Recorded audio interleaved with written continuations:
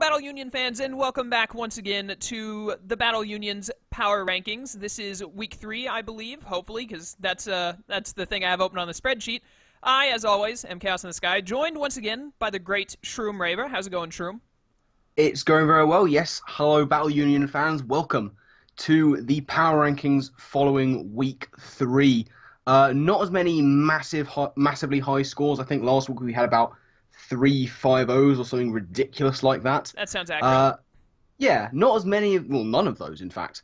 A couple of 4-0s going on this week, and some of the rest, or most of the rest, were fairly close in a lot of ways. A lot of big, sort of major talking points from game to game, which, you know, some results may not have gone the way that the game should have gone, but we'll get onto them as we go. But I think everything happened exactly as God intended. We are all part of a bigger plan. Everything, and that's not going to make any sense until we get to the second and first place in power rankings, because that's when we talk about that game, but we'll get to it. Pretty much. But yeah, I think, should we just dive straight into to the list? Yes, we actually have a different 12th place this week, because I think 12th place has been Freedo for the past 2 weeks, but we'll talk about Freedo in a bit because he's a bit higher, but we now have where he was always destined to end up. SS is in 12th place. He lost to Onesie this week, I believe. It was a 3-0 in Onesie's favor. SS once again, let me do a quick roll call so we can go ahead and get this out of the way, because I was going to say SS once again bringing his viewer pick. Who else brought viewer picks? We have 4 viewer picks. SS had Perugly. Paul didn't. Cloud brought Wigglytuff again. I think that's twice in a row for both of them, which is, you guys do you, I guess. And then L5 brought Corso. So we had 3 viewer picks this week. Normally we don't see any viewer picks until like week 6 to 8, but we've seen more than 2 every week, I believe. Yeah, it's good to see. It's good to see people sort of embracing that, I think. I agree wholeheartedly. It makes me happy. But yeah, SS lost 3-0 to Onesie, and as always, Shroom is better at describing matches than I am, so take it away. Yeah, I mean, I loved some of his decisions. It's always nice to see random hidden powers. He's got a Rotom Wash that kind of gets walled out by Alex's Chestnut, so there's the hidden power flying on Rotom Wash. Flame Charge Salazzle, big fan of that set. It's sometimes sort of tempting to bring a Scarf Salazzle just when you know you're going to be the fastest thing on the field, but with the likes of Salazzle, with its relatively shallow move pool, it's nice to be able to switch up what little options you have, especially when just those dual stabs can put in a decent amount of work. So Flame Charge Salazzle was a cool idea. Whilst he had an early foothold in the game, you know, he gets a crit on Slowbro, Rotom did things, the hidden power flying did KO the Chestnut, so that was very nice. It just slipped away from him sort of early to mid-game. Mamo goes down fairly early, and I just think, you know, he lost all momentum and he never really got it back against Alex. When it comes to the end game, I think he had Perugly left. He had a Rachi, which was mono attacking with Iron Head. And as soon as like his special attackers with coverage went down, weirdly enough, he had nothing for Fortress, and that was his downfall, really. He really ought to have tried to save something. I think his third to last to go down was Rotom Wash, which is the only thing he had left that could touch the Fortress. And I guess he just didn't think about trying to wear down the Fori, especially with his opponent's use of Wish, which we'll come on to later. But yeah, end of the day, he just didn't have anything to physically kill the Fortress at the end, and that was what lost him the game, really. So an early loss of momentum, he was never able to quite grab it back, and that really cost him in the end. If you're going to lose momentum against any team, it's going to be Alex's, because as we know, it's momentum king, with Beedrill, Tapu Koko, Fortress being the 3 he brought this week. Yeah, I mean, you pretty much summed it up. I'm still not happy that Fortress got 3 kills, but, I mean, we can't have everything in life. This is true, and we'll come on to Alex's play a fair bit later on. But yeah, it was an unfortunately tough one again for SS this week. Just, yeah, never able to really get a foothold except for early on, and he wasn't able to capitalize on the momentum, unfortunately. Yep, well, I look forward to talking about SS at the start of the PR videos for the next 6 weeks because that's probably how it's going to go. But anyways, moving on to 11th place, Freedo has clawed his way out of 12th into 11th, and he's looking to push on even further. But for now, he's at 11th. This week, he defeated Jim with a narrow 2-0 win. Cabalion got a lot of kills. Yes, Cabalion proving exactly what it can do. We've seen flashes of Cabalion's brilliance with, in various other leagues. I've recently seen it used very well. I think it was by Gypsy King. We saw Trev use it very well previously, and now we've seen Freedo use it very effectively. His team was an interesting one. I was surprised personally not to see Zapdos, but he had his reasons. And no Gliscor looked to be a problem. His opponent has got this Jolteon that can just Volt Switch with impunity. That's the problem with having Gliscor as your only electric immunity, with that 4x Ice Weakness, which is so very common as a hidden power on electric Pokemon for coverage. And then no removal against a Skarm. I was worried that might bite him. But yeah, looking at the game, not a lot happening in the early part. They were basically sort of just feeling each other out a lot. I think Freedo actually played quite intelligently to hide his hidden power grass on Arcanine. He wanted to get Jim into this mindset of being very comfortable switching in Gastrodon, which he did, and then right towards the end, out comes the hidden power grass to really dent him. Emboar being basically used to remove Skarmory was a very nice play. It seemed like he was just using Emboar specifically for that, and it looked like a waste originally, but getting rid of Skarm was crucial. His team seemed confused, I thought, at first. He's got Trick Room, and then he's got Tailwind, and he's got a Shaman. I was so confused. A negative speed-natured Shaman with this. Tailwind. Yeah, what was it? Jim had something out. The Roserade outsped it when it shouldn't have because it was minus speed nature, and I still don't know the answer to that question. Well, I've had a word with Freedo about this, actually. He had the negative speed nature on Shaman so that in the Trick Room he could outspeed the Garchomp. Okay, fine. It just seemed like a confused build because it had Tailwind. If it was just an out-and-out Trick Room attacker, I hate when this happens in games. Like, that's stupid. That's dumb. You Tailwind and Trick Room and then having negative speed, I guess he really expected to be up against the Garchomp in Trick Room more than he expected to be Tailwind against Roserade, even though it makes more sense for the Tailwind setter to be in Tailwind more often. And the worst part about it is he won 2-0, so we can't really say that's dumb and you should suffer for it because it worked. But let me make this clear. Just because something works doesn't mean it's a right decision. Yeah, it seemed confused. It seemed like a confused team. But I could see mixing up. Yeah, it did. I can see mixing up Tailwind and Trick Room on the same team. That can be quite effective at times. I just thought having the negative speed nature on your Tailwind setter, it seemed weird. But you know what? Credit to him. He's managed to make it work. And as we've said earlier, in no small part due to that Cabalion, which just basically wrecked Jim's life quite significantly. The Sugarberry was an excellent idea. Takes on the Hidden Power Ground Roserade very nicely. And yeah, basically took Freedo the 2-0 win. So a confusing build, but if it works for him, then it works for him. In hindsight, so I guess fair play. In hindsight, couldn't Freedo have just taken off 5 speed EVs? Maybe, unless he was expecting a bulky Chomp. No, even a bulky Chomp. One of those bulky Chomp is 102 speed, so unless it's negative speed nature, no IVs, then you just gotta take a couple of IVs off.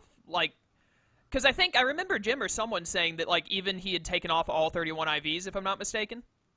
But if he was really that badly wanting to outspeed the Garchomp, it seems to me, or to outslow the Garchomp, it seems to me I really don't see any universe in which Jim brings a Garchomp that is meant to outslow anything on Freedo's team. If anything, he wants to outspeed the 8 base 100s he has. But yeah. So I really, even if he had brought bulky Chomp, there's no universe in which that bulky Chomp is going to be 0 speed IVs minus speed nature. Yeah, it seems that way.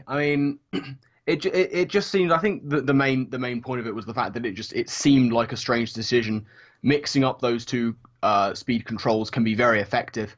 It just seemed weird to have the lowest speed on the tailwind setter, Trick Room elsewhere. It was confusing. It was a muddle, but as we say, it worked out for him. So I guess, yeah, fair play. He's had his reasons for them, and in some ways they've worked, sometimes they didn't. But he's come out with a 2-0 win, so that in the end of the day is what matters, and it is what sort of lifted him off the bottom of the power rankings. So yeah, well done to him in the end.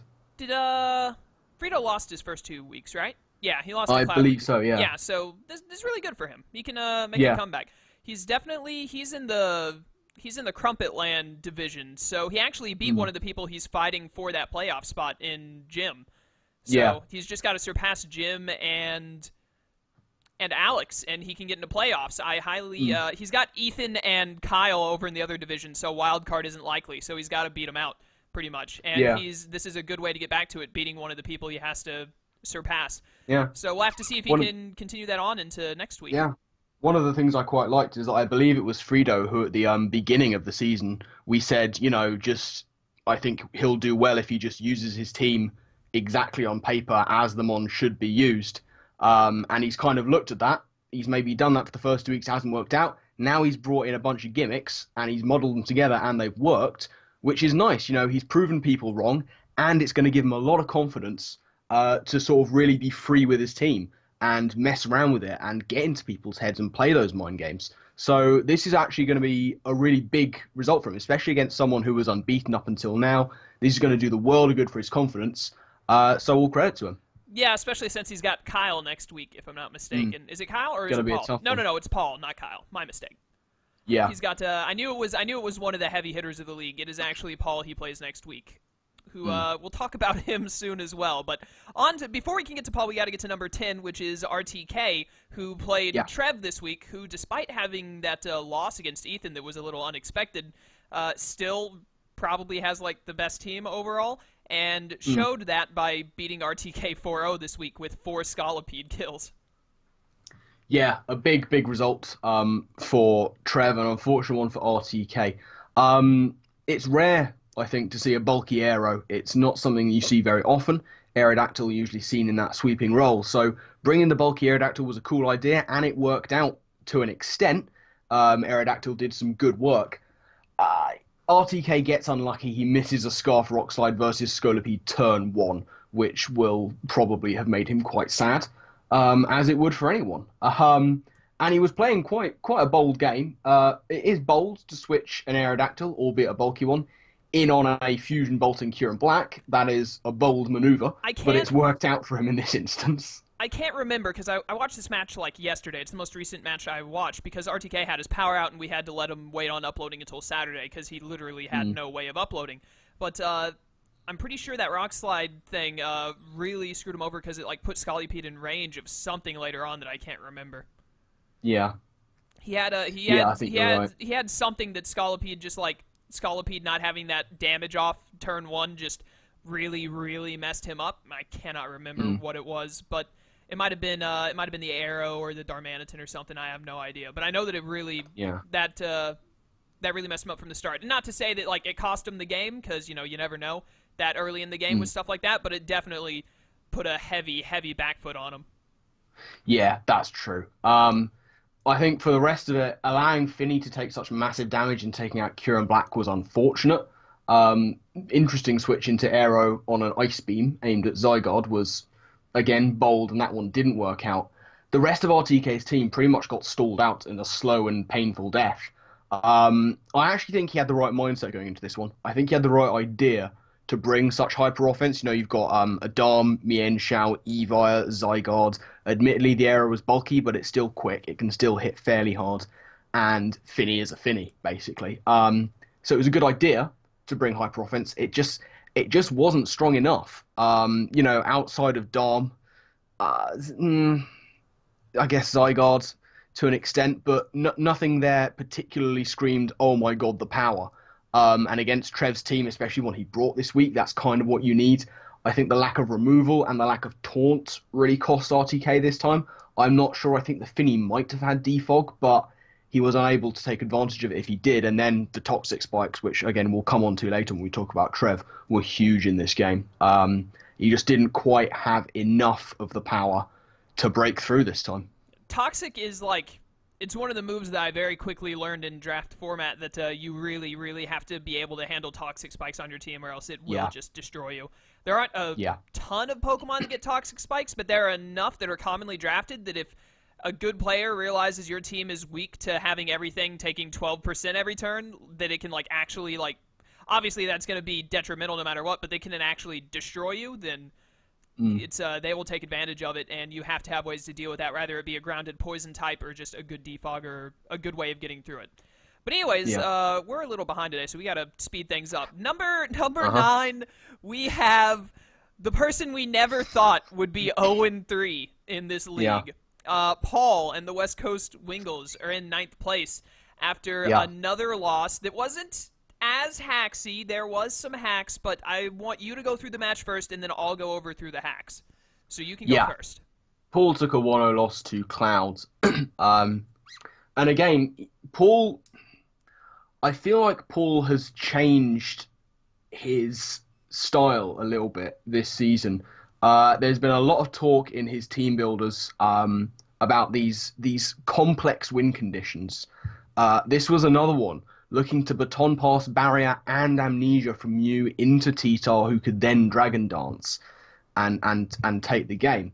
It's a nice idea, but it was always going to be tough to pull off. Now, admittedly for Paul, he's looked at his opponent's team, he's seen the kind of mons that Cloud can bring, and he knows that he can do it, but he needs a lot of stuff to go in his favour, and it was always going to be risky. He did have nice contingency, should it have gone wrong. And I think early game he was thrown off by Trick Room, not quite expecting it, but able to rally. He was able to get Mew in early. And whether, we say it's not ideal to start setting up early game. Paul did that, but, he saw his chance. He saw his chance early up against, I think it was a Celebi that he tried to do it, which is fair. And again, later, I think against the Celesteela, knowing that he could do it. So he took his chance. It didn't quite work out because Celesteela massively dented his Mew to the point where he wasn't able to do the setup. I think he got a special defense drop at one point as well. I don't remember about the special defense drop. I don't know when or if that happened, but I do know that the big problem was he went for Barrier when he himself admitted he should have gone for Amnesia, and the Celesteela was especially offensive with, I think it was Z Air Slash, and that was after that hit and him going for Barrier, the Celesteela could easily take him out with Flash Cannon. So I'm pretty sure he didn't even let Mew die there. He switched out because he knew it wouldn't work. And well, this is the thing. That's exactly right. And it was wise of him to pull that switch, unfortunately. And he knew the Flash Cannon was coming, and he still switched directly into Tyranitar, which was the other part of the win condition. And I know that he knows that's a mistake. He mentioned it himself. Like he said, he knew the Flash Cannon was coming. He still did it. It was an error. He was still thrown, and I think he was probably on tilt a little bit.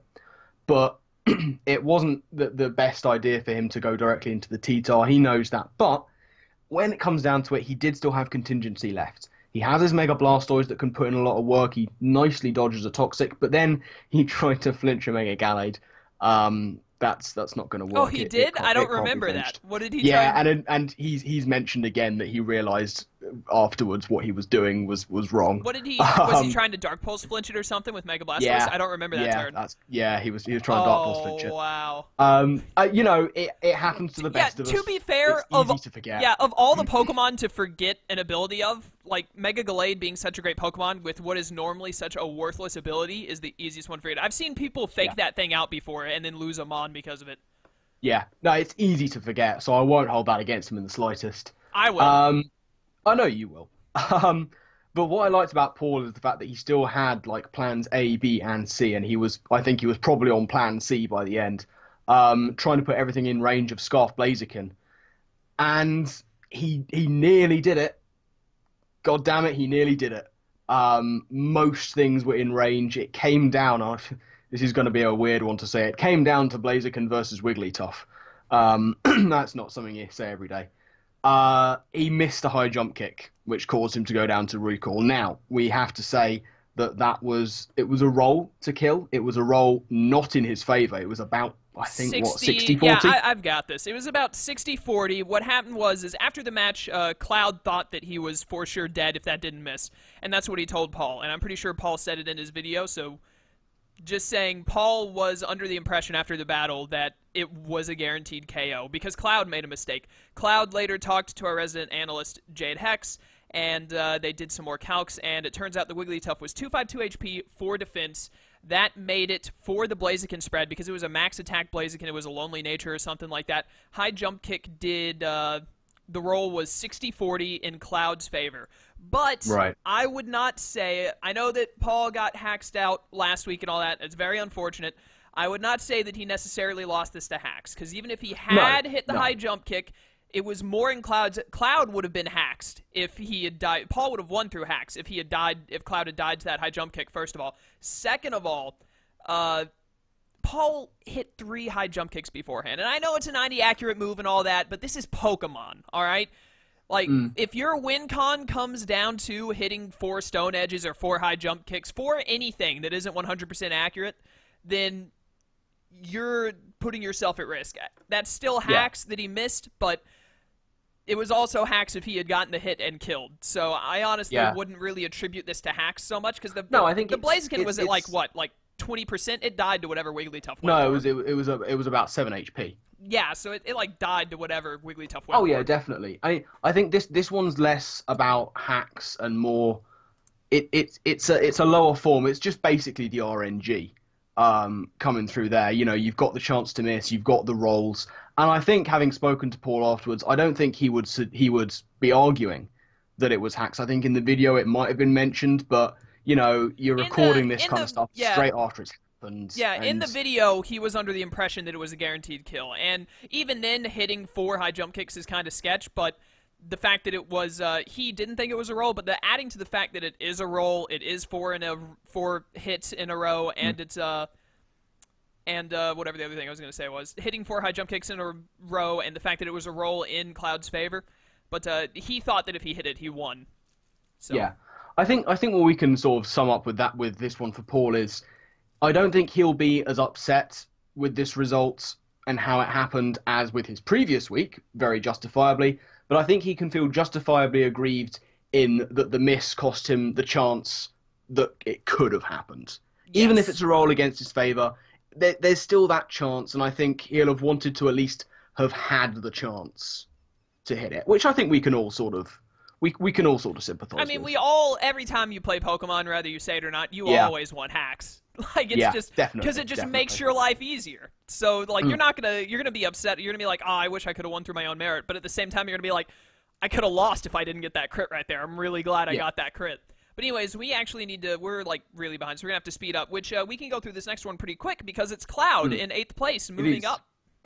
Yeah, there's a few things to mention here. Trick Room Mega Gallade. It's not often you see that. It's a fun idea. Competitive Expert Belt Wigglytuff. Love it. Absolutely love it. And Expert Belt is a good item to have this week. You know, I have my thing about Expert Belts, and he hits the majority of his opponent's squad for super effective damage, so fair enough. He had a really interesting Sharpedo. It was Rocky Helmet, Max Defense, Rough Skin, which is cool. He wants it as a switch into the Blaziken, and he said that, you know, it's a switch into the Blaziken. In a sense, it's a switch into the Blaziken. Well, it had Endure, didn't it? Like that Sharpedo, that Sharpedo set has existed for a while. Rough Skin, Endure, Rocky Helmet. Like, it's a switch in if he's going for Flare Blitz, but if that's a positive-natured Blaziken going for High Jump Kick, Sharpedo's got base 40 defense. Sharpedo will just dodge. It's not really a switch in. It'll dodge. Oh, that's true. That is true. But I mean, it was a cool idea. I liked the I liked his Moxie going with these weird sets. What I didn't like was, much as I love Trick Room, there was no real contingency there on his team.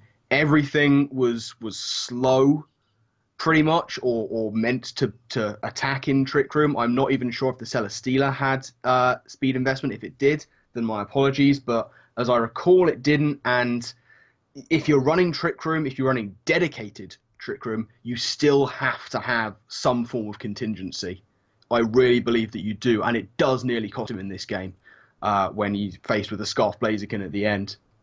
Yeah, Um, having everything be good in Trick Room is something that only works in VGC. If you're in mm, singles, then you cannot rely. Like, you need to have, at most, 5 of your mons need to be based on Trick Room. I would argue that, like, if you go over 4, you're probably pushing it, mm, unless, like, 3 of your mons can set it up. If you've only got 1 or 2 yeah. setters, I'd say, like, for every setter, you have 2 mons that are good in Trick Room, or something along those lines.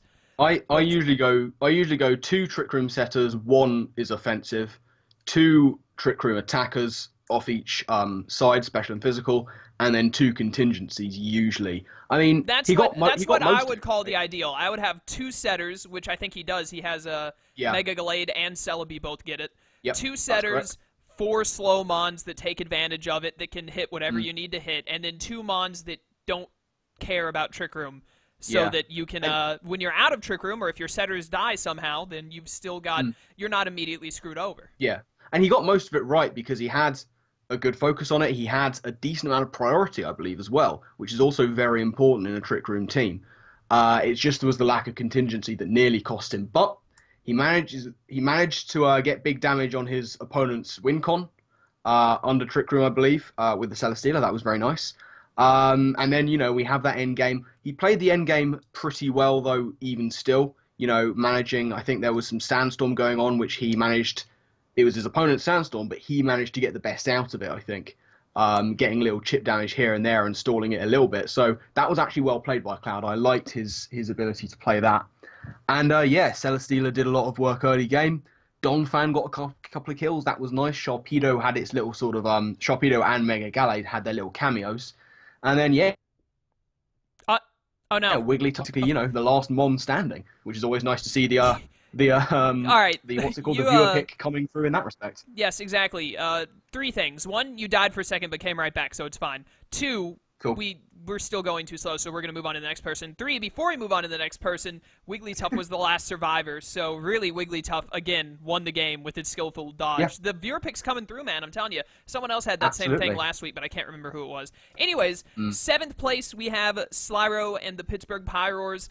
He hasn't moved, but he has started to make a comeback. He won 4-0 this Yes. week against L5 of all people, with actually some very incredible prep, I would say. I'm pretty sure L5 said the same, and I thought it as well, that Slyro won this game mostly on his prep. He had Yeah. just the right sets to put L5 in the back end. And before you go into this match room, I would like to point out, first 2 weeks, no Yuxi, Slyro loses games. Third week, Slyro brings Yuxi, and he wins his first game. I really hope he can. Absolutely. Yep, I hope he can keep I up mean, this new curve going into week 4, in which we'll hopefully be able to move him up on the list. But for now, he is on 7th. Go ahead, Shroom. Yeah. Yeah, you have no idea how conflicted I am about the Uxie because he finally brings it, he finally wins it, and it's the one game so far with his team. I wouldn't have brought it. I was looking at his matchup and I probably wouldn't have brought it. But either way, I like seeing it get some use. Yeah, his prep was really, really very good this week. The lovely Scarf Vaporeon to catch Lando off That guard. was such a good lure. That was fun. I like that. The Crocodile that was able to take on Infinite with its Choppleberry. It was good building. He didn't play too recklessly. The only thing I didn't like about his build was the Sludge Bomb on Crocodile.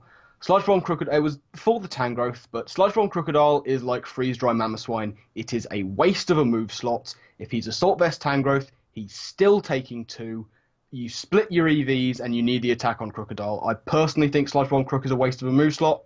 It didn't actually come into play this game, so it's basically kind of a moot point. But that's just my sort of 2 cents on it. Much like with Freedo's negative speed Shaman, just because it happened to work and you happened to win the game, that doesn't necessarily mean you were correct. It didn't even come into play this time.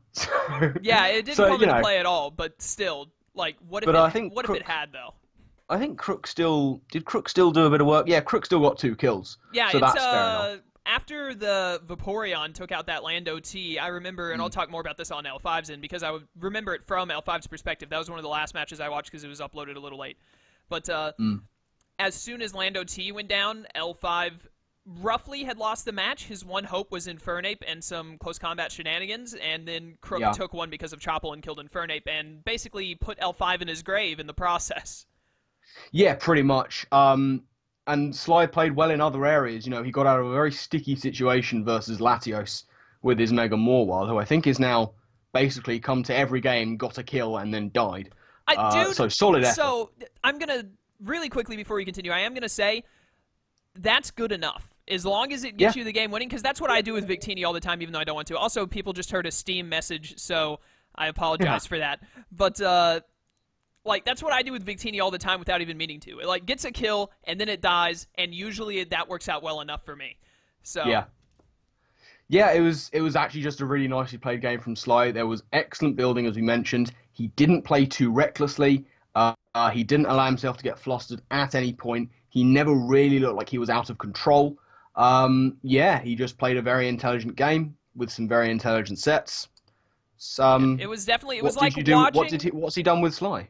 Yeah, I was about to say, it was like watching a whole other person play the game. Yeah, it's like watching not Sly. Do we have confirmation that Sly was on the other end of that DS? Because I may have to. We'll have to work it. We'll have to find out. Yeah, as the admin, I'm going to have to hire someone to look into that. But absolutely, Slyro did play well. I'm not going to say he didn't. Yeah, he absolutely played well, but I definitely think he won this game in the prep, which can happen. Prep is so important in League format, and you can absolutely win games in prep, and I think that's what happened this week, is Slyro won in prep, and it worked very well for him. But anyways, let's move on to 6th place, which is Mr. Potato Jim, having lost 2-0 to Freedo this week. If you would like to go ahead.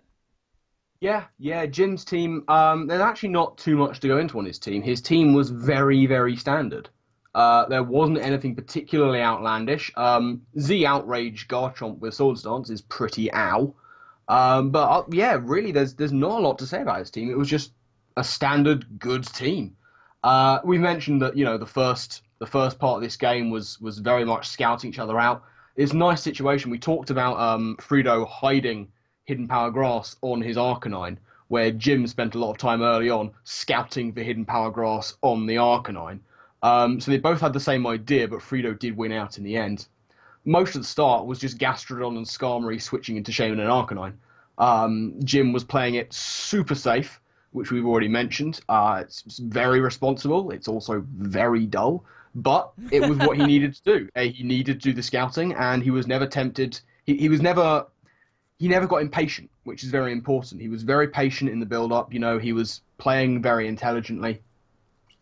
And maybe he could have been a bit more sort of offensive at times. He could have been a bit more outlandish. But I think maybe the fact that he's 2-0 at the moment, or he was 2-0 at the time, kind of got... Maybe it got to him a little bit. Maybe he sort of felt a bit pressured to play really safely against someone who really at the time had nothing to lose.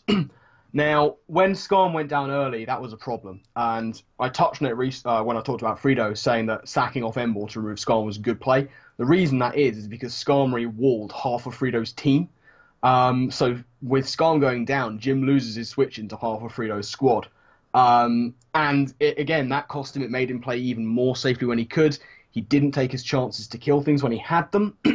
And yeah, he just played way too safe for way too long. He made some very odd switches. And I think at times he was in some good positions that he didn't capitalize on. I think he knows that, and I think he's mentioned that himself. So it's an unfortunate first loss for Jim. He's still in a very good position with some strong wins under his belt. And hopefully this won't set him back too much. He'll just see it as a learning curve and just gone, okay, this is the way I played in this game. I played too safely. I need to get out my shell in the next game.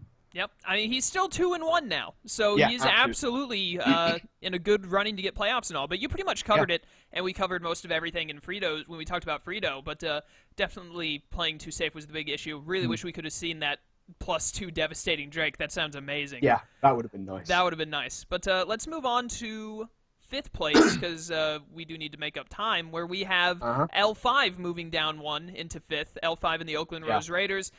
He took that loss to Slyro. We talked about the match pretty much already, but it pretty much came down to just L5 getting completely caught off guard. He lost his... I think Latios was like one of the first things he had to go. He lost it a little too early, and he knew that was a problem and a mistake, but he thought he could still go on fine without it. But then Lando T goes down to the Scarf Vape, which he never expected to happen.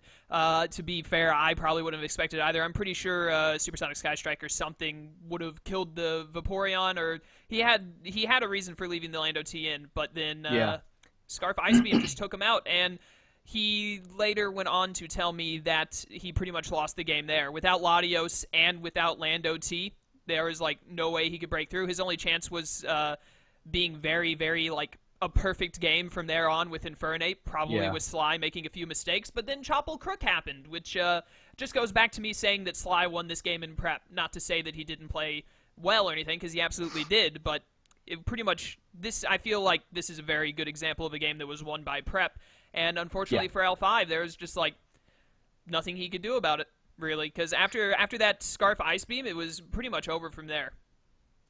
Yeah, no, absolutely. As you mentioned, losing Latios early and then the sort of the sucker punch of an attack onto the Landorus. L5, I think, here was just the victim of a very targeted attack, where a lot of times you'll bring these mons and you'll say, okay, I need to focus on weakening the walls. Whereas Sly has basically here kind of gone, okay, I need to focus on taking out his offense.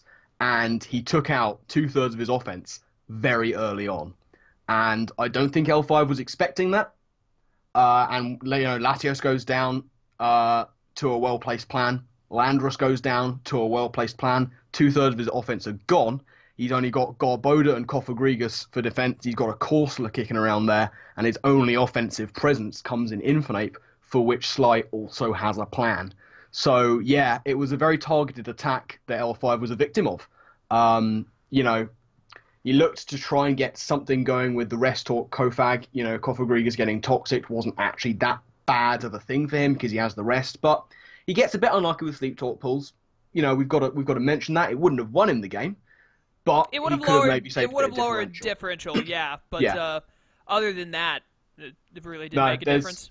I don't think there's too much more that L5 could have done. He came up against some excellent prep. And very unpredictable prep. There was not a lot he could have done about it, really. So yeah, I think L5 is on, what's his record at the moment? 2-1. He was undefeated until 2-1. Undefeated till now. So yeah, much like Jim, I think this is just going to be a bit of a learning curve. There's a few things that he might not have expected that he has to look out for, but now he knows he has to look out for those things in the future. L5, L5 was also, he had a 5-0 against SS and a 3-0 against Paul, so his differential is still good too. He's still positive differential as well, even after taking a 4-0. So and a very healthy positive differential. Yeah, it's very, very good. So he can absolutely still make this go. He does have to play Kyle. No, Kyle is being replaced by Merc this week. He has to play Merc this coming week, which could be, that's definitely going to be one of his hardest games. And then he's got, he also has Ethan and Trev at the end of his season for week 7 and 8. So he definitely has some rough games ahead of him, but this is he can definitely still come out with wild card or leader of his division, depending, especially if he beats Trev, because he's in a division with Trev. But yeah, let's go ahead to, what are we on now? 4th place? Yep, 4th place. Yep, 4th place. We have Alex. I'm sorry, were you going to say it?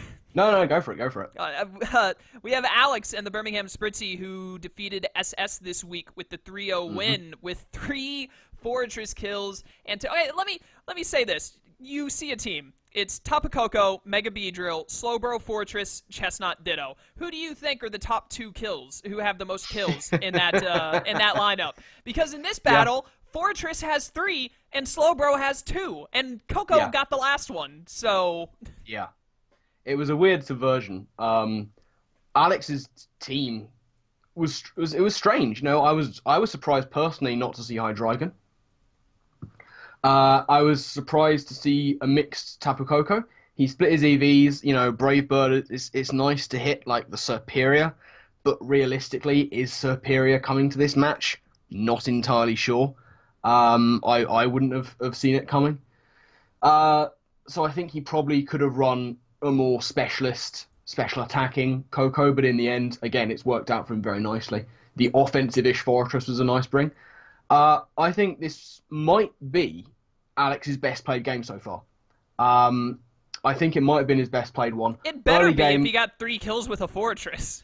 Well, yeah, but he was using things so well, and he had this laid plan that went so well too. I mean, we've said it. I think we, again, mentioned this in the first power rankings, looking at his Ditto pick, and thinking we've never seen it used particularly effectively. Like, it's never been a standout performer. this was a standout Ditto performance, and not in the way you'd expect. Like, Ditto you think is going to come in on something that is set up and revenge it. This time, he did not use it for that at all.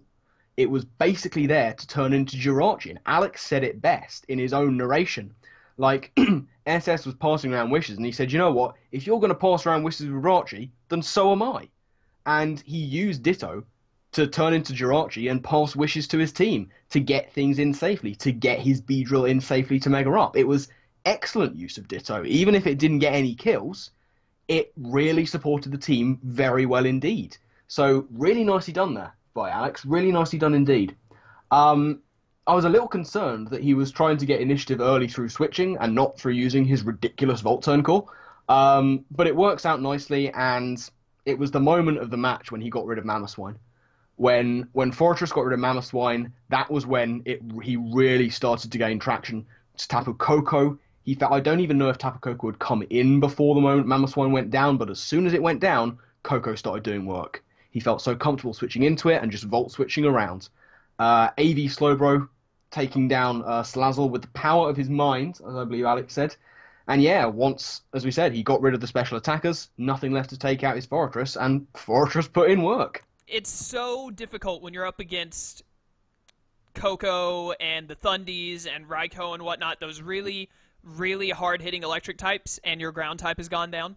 It's pretty much just like, because they've got Volt switches that can do, it's not just a matter of like, oh, I can Volt switch freely and get initiative. It's a matter of, I can Volt switch and do like 30% minimum to his entire team when I hit the Volt switch and get initiative with it. So it's not even a matter of like, I need to predict what's coming in, or I need to predict if he's going to stay in, and I need to T-Bolt for the extra damage. Volt switch does enough. Yeah, and it's just when you're facing off against something that can do so much damage to the point where you either have to go into a wall and give up initiative, the only thing you have left to take a hit, or sack something. It's a really tough spot. Really tough spot indeed, but Alex made the most of it. As I say, this I think was his best played game so far. I would agree, probably. I'm actually really looking forward the British division, Melee Melee, because we tried to put all the British people into one division so it would be easier for scheduling things. They're really close, 2-1, 2-1, 1-2. And I think Pony Island is also that close, but Pony Island is the one that has Trev and L5 in it, so I wouldn't consider that to be as close, really. But I'm really, because, you know, we have pretty much every division has someone who's really stand out. Well, I mean, Ula did have Paul who stood out, but he's, like, lost 3 games in a row. Yeah. But, you know, Akala has Kyle and Ethan, who are both doing amazingly well, and then Trev and L5 are in Pony. And then, I don't want to, like, besmirch anyone else. I'm just saying, like, who was, like, at the top of our power rankings and who we were looking at that would win. The Melee Melee division had, not anyone who was, like, super standout, like, oh, this is someone who's just, like, going to wreck face. It was all just, you know, decent players who are all right who are pretty good at the game and whatnot. And I'm really interested with how close they are right now to see how that's going to go for playoffs, because one of them has to take that playoff position in theirs, and I'm really interested to see which one of them is going to be, because it's looking like it's going to be a close race between all 3 of them, possibly throughout the entire season. Yeah, absolutely. Admittedly, it is still early days, but it does make for a very interesting league. Yes, I'm very much looking forward to seeing. Melee Melee is the one where I'm the most interested in seeing who gets Melee Melee's playoff spot, I would say, out of the 4 divisions. Of course, I'm interested to see all of them, but Melee Melee especially. Let's move on to 3rd place, which is Trev and the Houston Tuxapexons, who had, what was his...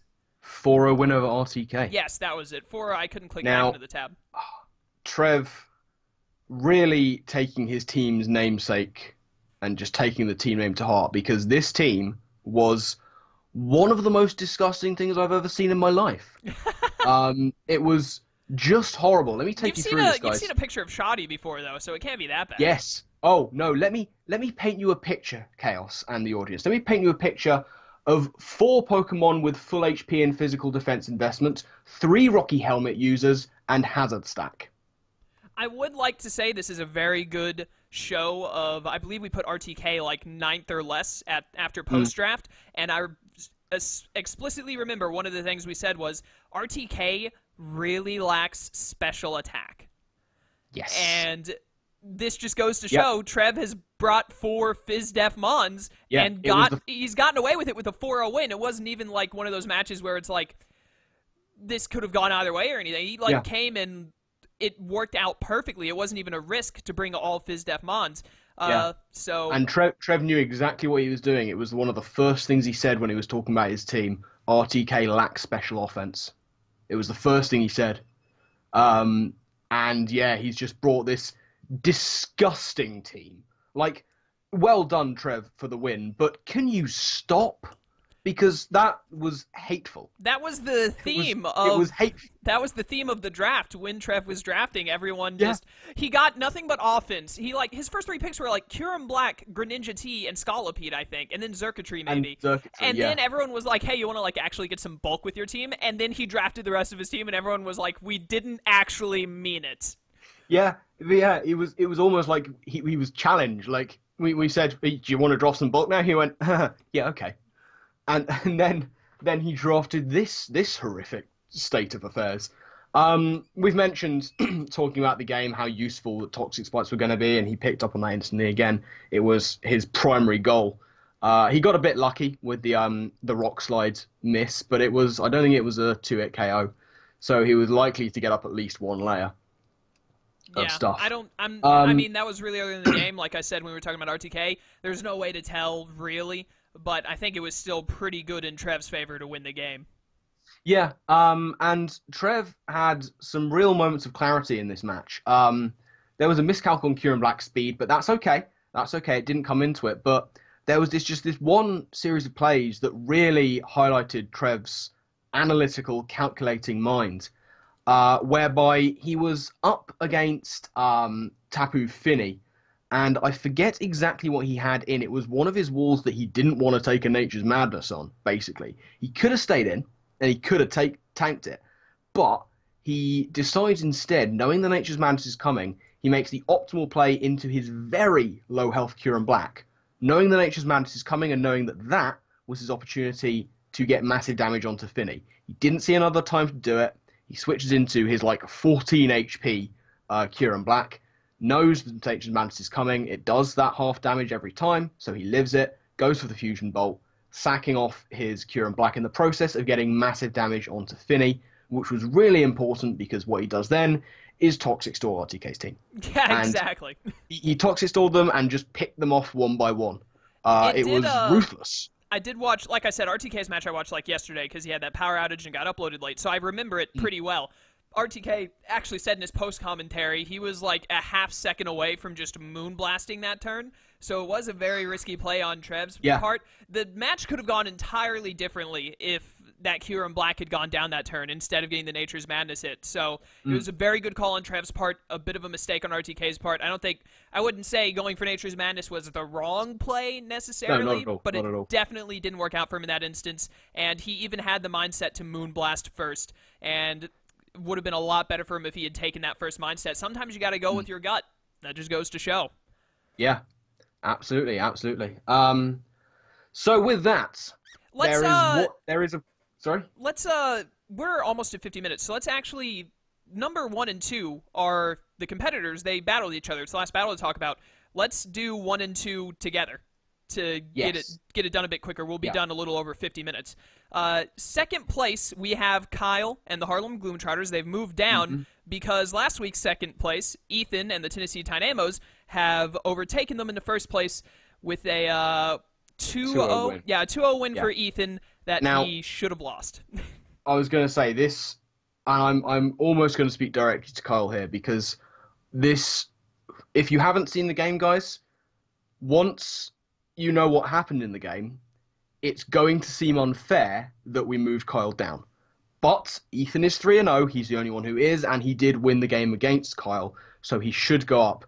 But moving Kyle down was a very hard decision to take, and you'll understand why when you understand what happened at the end of this game. So Kyle got pawed, basically. Yeah, basically he did. To look over just some ideas of team building on Ethan's side, I was surprised not to see Mesprit in this one. I thought that Mesprit would have been a very nice bring. Offensive momentum gainer with massive move pool, of course. But good prep on his part. He had Aquajet Dragonites, which will come into play. On Kyle's side, just gross Heatran, just disgusting. I love it. Trapping, toxicking, protecting, beautiful, beautiful, and horrific, but beautiful. Um, this was just, this is just Kyle carrying out a public service by reminding us all that Pokemon is a terrible, terrible game that we cannot control, because Kyle was absolutely in control of this entire game.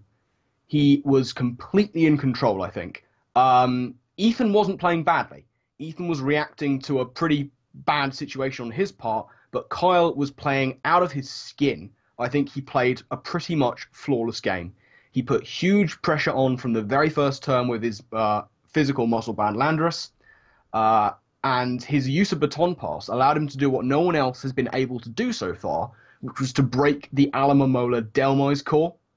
And in the previous 2 weeks, that has caused Ethan's opponent so much trouble, and Kyle was almost able to break it like that, which was really well done, very good prep. Again, his Heatran was prepped specifically to outpace a Scizor that might have a little bit of investment, and he pulled that off perfectly.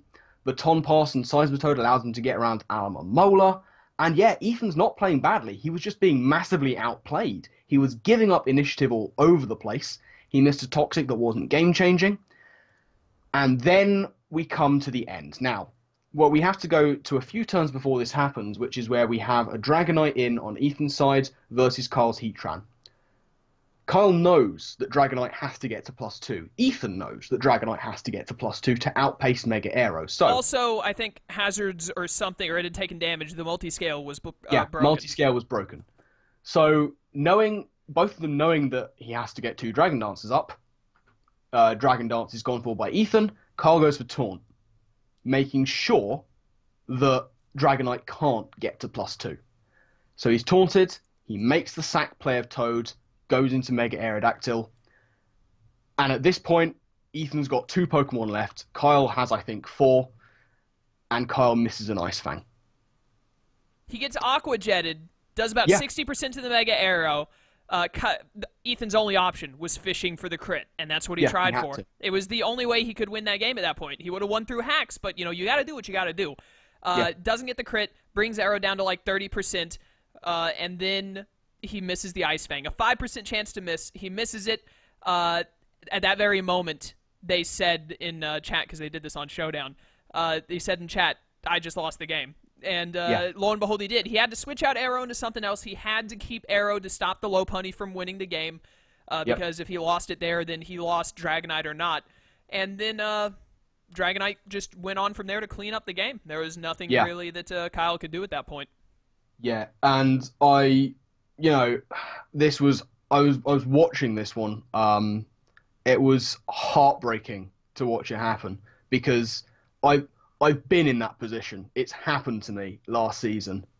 So I know how Kyle's feeling on this one. It is just one of the worst feelings when it comes to this game. When you have the game in the bag. Like, he had that. That was a 4-0 win. He had that. And just on the roll of a dice, a 5% chance he loses it. I've been in that position. I've been in Ethan's position as well. So I've seen it from both sides, and I know that Ethan will have felt terrible about that, because, again, there was nothing he could do. Now, I know that Kyle won't blame Ethan for it. Of course he won't, because they're both good sports. But it's just so heartbreaking when that happens, because it's completely out of their control. There's nothing they could have done, and Kyle had played out of his skin. He had not put a single foot wrong. He, again, no disrespect to Ethan, I think Kyle deserved that win from the way he played. Ethan absolutely agrees with you, by the way. Yeah. See Ethan chat as well. Everyone in the TBU agrees that was Kyle's game to win, but Pokemon's a stupid game. Yeah, and that's why it seems unfair to move Kyle down, but it's more a case of we should move Ethan up. He is 3-0. He is the only unbeaten person. It's just such a tough loss. It's difficult to even find the words about it, really. It's a terrible situation. I don't even know if we allow expletives on these videos, but I would be using them in Kyle's favour. Well, you know what? That's what they get for playing on Showdown. So, anyways, we're going to end it there. Really unfortunate Kyle lost. Yada, yada. Pokemon's a stupid game. He'll have to get over it. Anyways. He will. Yeah. He's still, what is he? He's a Kala and Melee, our Sun division. So, even if Ethan goes undefeated through the entire season, which I doubt, or if Kyle, because of this loss, can't catch up to Ethan because Ethan's now at the lead of his division, it's a very, very good chance for Kyle to win that wild card. So he's absolutely still... and there's still the chance of Ethan, like, losing 2 games and Kyle winning out from here on. So it's like, it is unfortunate and all, but it's definitely manageable. And whichever one of them does win the division, the other one is probably the wild card, which means they're probably going to play each other again. Yeah, so that would be interesting. Yeah, he could just get his revenge if it happens to work out that way. I tell you who I feel sorry for, and I'm not sure who it is because I haven't looked at the matchups. I kind of feel sorry for Kyle's Week 4 opponent because Kyle is going to be out for blood. Well, Kyle isn't playing Week 4 because, as I already said, L5 is playing Merc Week 4 because Kyle is gone. Oh, yes, of course. Sorry, yes. Kyle had to go on a trip to Arizona to cool off after missing that Ice Fang. I mean, and as well he would need to because that was a I don't know how to describe it. It was awful. Yes, but because we can't describe it, and we're getting close to an hour, and I want to be under an hour, let's end the video here. We'll wrap it up. Yeah, thank you all for watching. We hope you enjoyed. If you agree or disagree with our thing, except for Kyle and Ethan, because, hard decisions have to be made, let us know in the comment section below. Be sure to check out the links in the description for the coaches and all that whatnot. Yeah, Week 4 is tomorrow. Yeah, Week 4 is tomorrow. And we're looking for we're getting to the mid of the season. It's normally Week 4 to 6 that you start to either, one of 2 things happens. You start to decide who's probably going to be in playoffs, or you start to see that this is going to be stupidly close. And I'm looking forward to either one. But yeah, absolutely. Anything to say, Shroom, before we go? Not particularly. I much echo that last sentiment. It's always fascinating to see how things play out in the mid-season. You start seeing front runners. You start seeing people who might catch up in the wild card entry. That's always toughly fought. So it's going to be fascinating to see how the field spreads in Week 4. I'm absolutely looking forward to it. So thank you all for watching. We will see you next week for TBU Power Rankings Week 4 so that we can talk more about that. And until then, farewell. Laters.